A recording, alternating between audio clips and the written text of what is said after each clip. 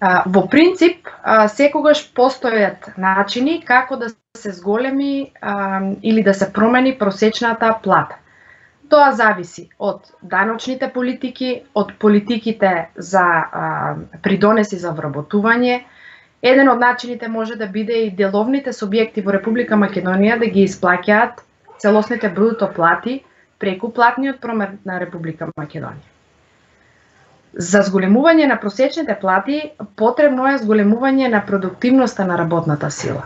Поради овие причини, мерките на економската политика, како што се поддршката за вработување, треба да дадат приоритет на мерки за поттикнување на продуктивноста на работата и особено во дејности и сектори кои што се препознаени како стратешки за Република Македонија.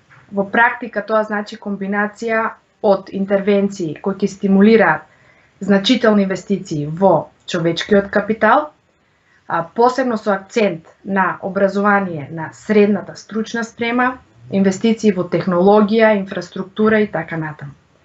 Истовремено тоа значи и преиспитување на актуелните мерки за поддршка на домашните предпријатија, особено во насока на правење разлика помеѓу економските мерки и мерките на социјалната политика.